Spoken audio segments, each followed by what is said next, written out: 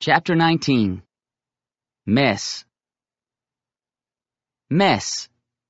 Mess is the military word for a meal, in case you don't know. Like a lot of things here at Chilagi, the marching, the uniforms, the strict discipline, the Army is supposed to be the model for much of what goes on here. Here, though in the mess hall, it seems as if a good part of that discipline has just flown out the window. Though I am not saying there are no rules. Possum is spelling them out to me as we march into the room and scramble to get our tables.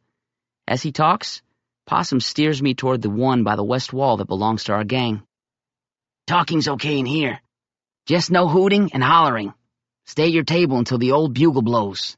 Then exit the mess," he says. "Most important, eat as much as you can before we got to get up and go." The smell of meat and potatoes is greeting my nose even before we've reached our gang's table. But there's no eats there. As I slide onto the bench, all I see are metal plates, dull-looking pewter forks and spoons, and empty mugs. No food at all. I turn my head to make out where that aroma of food is coming from.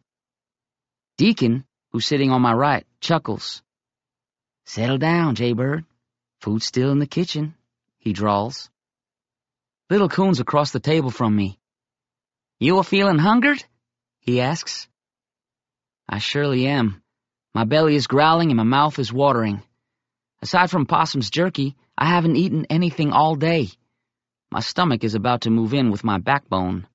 Last time I tasted victuals was after Pop and I loaded in those horses. Since then I've walked and gotten a ride, been poked with needles, scalped, stripped, and practically turned into a pancake in my wrestling match with Bear Meat, who's sitting at the head of our table, knife and spoon held ready in his hands. "Get set for grub, son," he says to me. Yep," Little Coon says. "Food's terrible here and there's not enough of it. So y'all be ready."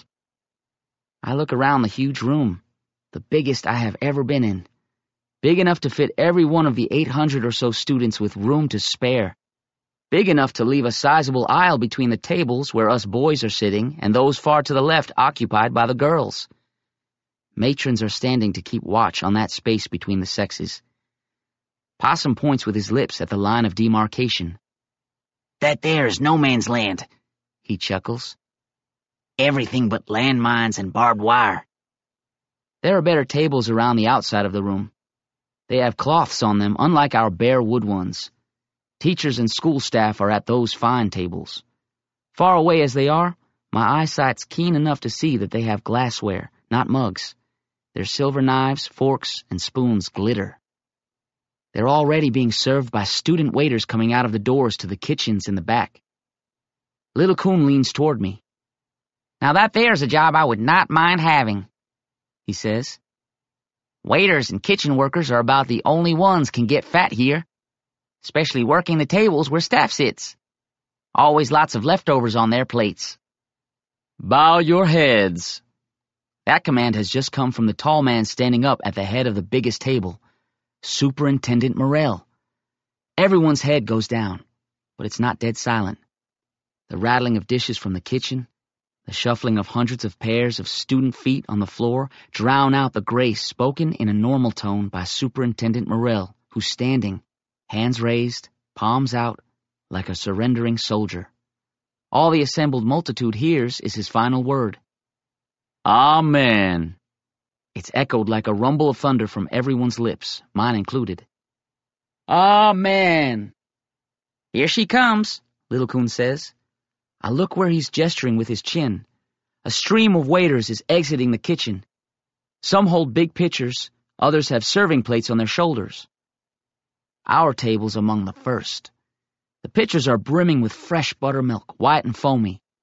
As soon as the pitcher is plopped down on the plank table, Bear Meat grabs it and begins filling the mugs passed to him one by one. Out of the corner of my eye, I can see things are not as well organized at other tables. There, many hands are grabbing for those pitchers. But then the plates of potatoes and meat are slammed down by the waiters. The potatoes look overcooked and lumpy. The beef's nearly gray in color and ribbed with gristle. But it makes no matter how this food looks. It's like tossing a rabbit into a pack of wolves. Even Bear Meat, Head of the gang, though he may be, can't control the chaos of spoons and forks stabbed at the food from every direction. My own included. Pop's warning about what happens at Chilagi mealtimes is fresh in my mind. It's amazing no one gets a hand impaled, and mighty sensible, I now realize, that we've not been issued knives for our meals. If we were, we'd likely end up with mangled mitts after chow. As it is, I check my plate to make sure no one's finger has ended up in the mess of tough meat and half-cooked spuds that's about to be my midday meal. Possum eyes the sizable helping I got. He pokes me in the ribs with his elbow. "Jaybird," he asks, raising an eyebrow.